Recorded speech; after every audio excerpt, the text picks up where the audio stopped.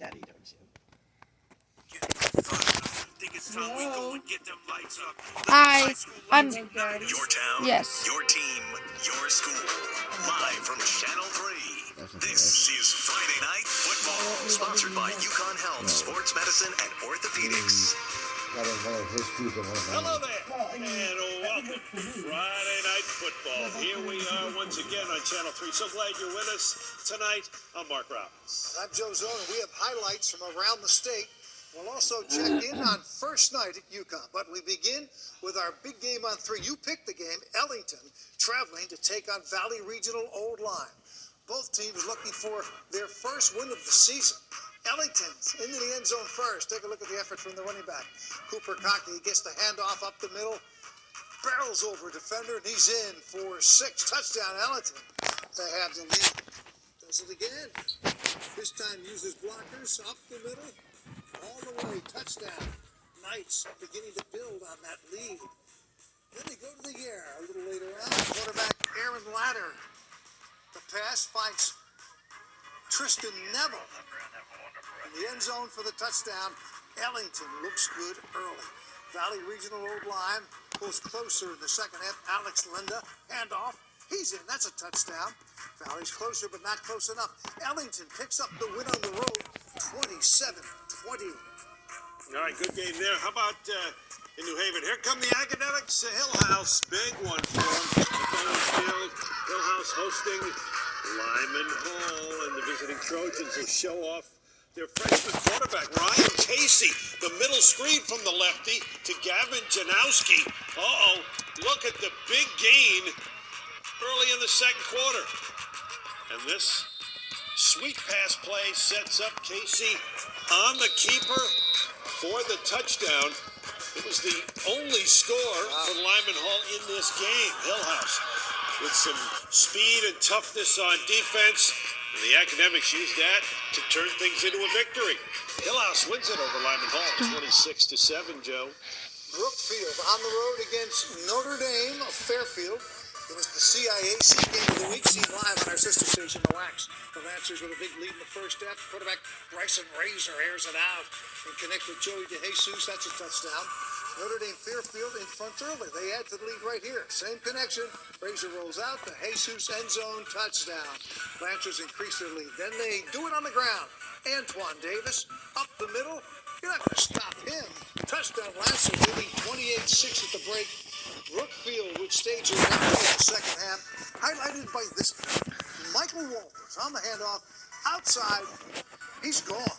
That's a 79-yarder for the Bobcats. They make it interesting late, but it's Brookfield. Nope, Notre Dame Fairfield wins it 28-20. They are 5-0.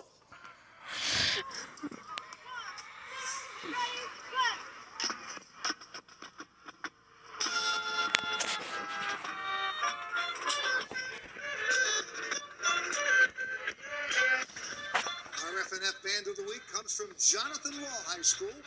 You can nominate your school. Send us a message to sports3 at WFSB.com. You know, we can't get enough of that band. They march on and they march off. In Milford is the Lawmen. We're hosting an ever-improving bunch of Tigers from Daniel Hand, the third-quarter Hand defense. Trying to get that shot on Carlos Santos with a big play on 4th and short against Law. And on offense for Daniel Hand, Jack Shea having a big day throwing the ball. And check out Owen Prescott. Oh, no, he didn't. Oh, that was quite the spectacular grab. He had a couple of them in that drive to set up Shea on the sneak. Daniel Hand would get the shutout. How about the Tigers? They win again. 30-zip is your final. All right, we got more highlights to talk about here on FNF. And with that, Joe, we're going to turn it over to Channel 3's Uncle Sonia, who had a front row seat for a couple of those games tonight. Uncle? Well, fellas, you got to have the weather playing tricks on us to start the year, which means there were two sets of Falcons that had games to make up. Avon had to continue its showdown with Ram, while St. Paul Catholic welcomed Derby after Lightning completely wiped out their season opener. But we'll start in Avon, where the Falcons trailed 27-8 in the third. That's where this game resumed from, and this didn't help. Backed up on their own 6. They fumble the snap. Joe Fahey comes up with it. The Raptors had to settle for a field goal, but they led it 3-8. Avon again trying to chip into the deficit, this time with the pass game. But Luke Altieri tipped it to himself. Actually, he caught it. It was tipped out. and he managed to recover it, getting the interception. Graham wasn't able to score, so the Falcons, with another chance to chip into the deficit. Direct snap to John Murphy up the middle would get them a fresh set of downs, and the march would continue for Avon. So if it works once, do it again. Again up the middle for a gain of at least 15. On 4th and goal, late in the 4th quarter, the handoff would go to, guess who? John Murphy. He runs it in for the touchdown and the 2-point conversion of boot, only making it cosmetic. Ram wins 30-16. The Raptors now 3-2. Avon on a 4-game skid. They're now 1-4. In Bristol, St. Paul hosting Derby. First moment of silence, paying respect to the Bristol police officers murdered around this time last year. Once that opening kickoff came out, it was all fireworks. Jazer Barbera unleashing the pass to Jalen Titus, who makes a great grab and does the rest. 61 yards to the house, 6-0 Derby. The 2-point try was no good. Ensuing drive, the Falcons would answer. Jason Matthews takes the pitch, dances to the outside, shares a few tackles, and he is in. 36-yard touchdown run. The 2-point conversion was good. 6 St. Paul. It took Derby literally one play to respond, and that's because Dan Taylor broke through the middle, found a seam to the far sideline, and there he goes. 60 yards to the end zone, 14-6 Derby, because their 2-point conversion was good. St. Paul said, I don't think so, Red Raiders, because it's Matthews at it again. I bought the fake in the backfield, and so did Derby's defense, because there he goes, 30 yards to the house. He had 3 rushing touchdowns on the day. That tied us up at 14 all, but the night belonged to Derby. And big plays like this were wide. Check this out. Barbera rolling out to his left, firing over the middle. What a grab by Titus. You see why he likes throwing to him? 26 yards, a fresh set of downs on the very next play. Dan Taylor for pay dirt. It was 22 all in the second quarter, but Derby scored 34 points unanswered to take this one 56-22. Falcons now 1-4. Derby is now 2-3. All right, later in the show, an all-SEC showdown featuring one of the best teams in the state. For now, Uncle Sonye. Mark, Joe, back to you. All right, thanks so much, Junko. All right, we've got more coming up on F&F highlights coming out of Milford, Monroe, Cheshire, all over the state. They're coming up.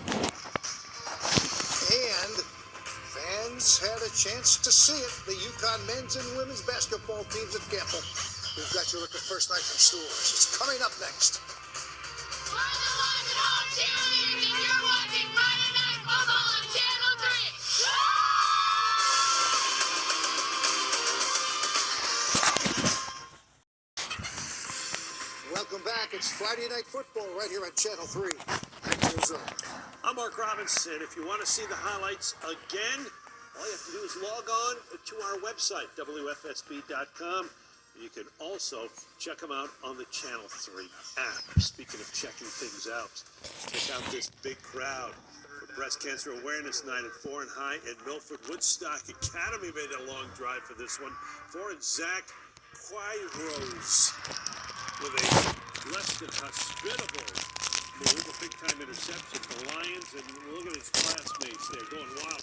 How about some trickery from Woodstock Academy? Jake Lazat, is he going to punt? No, he didn't. Yeah, he found his wideout Eric Mathewson for a big gain on first down. The Centaurs defense pretty solid in the first half. Samuel Clark with a big tackle for loss. And on the next play, Zach Majewski.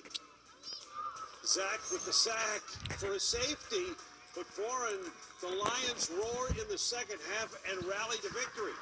21-15.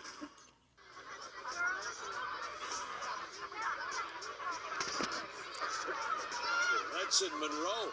Highlights of that game coming up next. To nominate your school, send us an email to sports3@wfsb.com. Joe Barlow on the road in Monroe, taking on Massac. Massac trailed 7-0. But here they come. Put it back Aaron Champagne. He's just a freshman. Buys some time, airs it out to Max Viglione, and he holds it in. That's a nice game. The Panthers are rolling. Leads to this. Will Brewster handoff. Blockers. Touchdown. How's that for taking all the wording out? We are tied at 7. Later on, another big play for Massac. Champagne hits Brewster on the sideline. On the Jets. Big game. Finally tackled. Massac looking good on offense, and it led to one more. He finishes it off. Brewster, his second touchdown of the night. Massac's in front. Final Champagne doing it by himself. Touchdown, part of a big night for Massac at home. They beat Joe Barlow 49-14. Massac 4-1. Well, we have one final game to get to tonight. It's a clash out of the SEC. All right, and for those highlights, we get back over to Uguasonye for a look at all the action. Well, fellas, Ramland has had a lot of reasons to make noise, and they've had it all year long. Cheshire, the third-ranked team in the state, courtesy of the Game Time CT poll, and they hosted a Hamden Green Dragons team trying to stay above 500. The problem is they've got Evan Russo, does Cheshire, that's playing up on that front line, and he wreaked havoc. That sack ended the first half. How about another one? I bought the fake on that shot. He did, pulling down yet another sack, and Russo one more time at it. The all-time leader in sacks at Cheshire High School. The rushing attack did its thing as well. Cheshire up 41-0 at half, and that's the way it would stay. The Rams improved to 6-0, still undefeated on the year. Hamden is not doing it good. That's it for me tonight. I'm Uguasonye, but let's go to Stores for our look at first night. Joe? Yeah, out the Stores. UConn's first night grand welcome for the men's and women's basketball team. Loud, excited crowd cheered as each player was introduced. Paige Beckers received the loudest ovation for the women. Donovan Clayton for the men.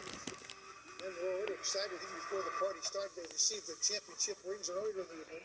The skills competition, men and women, blue and white teams, 3 balls, fouls, shooting, 2-on-2, won by the white team. And I got to speak with both coaches.